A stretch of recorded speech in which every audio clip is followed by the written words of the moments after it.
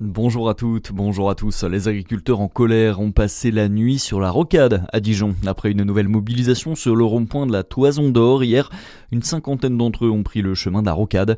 Une opération improvisée qui a provoqué de grosses perturbations sur le trafic et la fermeture partielle de cet axe majeur dans la métropole dijonnaise.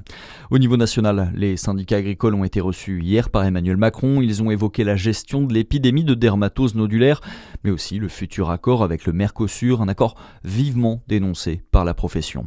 Malgré la période des fêtes, le CHU de Besançon se met en grève. 3 des 5 syndicats représentés à l'hôpital byzantin appellent à cesser le travail à partir d'aujourd'hui. Alors que le CHU prépare sa fusion avec d'autres établissements hospitaliers, les représentants du personnel dénoncent le bouleversement des organisations du temps de travail qui va faire diminuer le nombre de jours de congé pour certains agents. Dans l'actualité, également, la loi spéciale budgétaire définitivement adoptée. L'Assemblée nationale et le Sénat ont approuvé hier à l'unanimité ce texte déposé par le gouvernement après l'échec de la commission mixte paritaire sur le projet de loi de finances. On le rappelle, ce dispositif permet de prélever l'impôt et de payer les fonctionnaires. Les Français continuent de vider leur livret A, 800 millions d'euros de moins en novembre par rapport à octobre d'après les chiffres publiés par la Caisse des dépôts. Tendance similaire observée pour les livrets de développement durable et solidaire.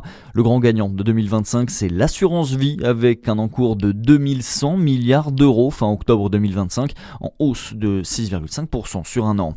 Le réveillon de Noël, c'est ce soir. Vous allez peut-être le vivre en famille, entre amis, au coin du feu ou autour d'une bonne table. Et alors qu'on se prépare à réveillonner ensemble, l'Agence régionale de santé en Bourgogne-Franche-Comté nous fait une piqûre de rappel.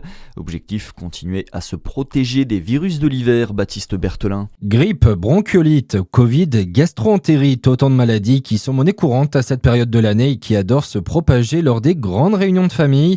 C'est pour rester en bonne santé, protéger les plus fragiles que l'ARS rappelle les bons gestes à adopter.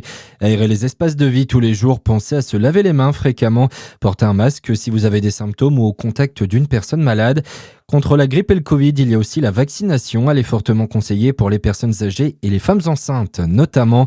Enfin, si vous tombez tout de même malade, pensez à contacter d'abord votre médecin avant de vous rendre à l'hôpital dans une période où les services d'urgence sont généralement en tension. Et pour éviter les accidents, faites attention à votre consommation d'alcool. Restez dormir sur place si vous ne devez pas reprendre la route.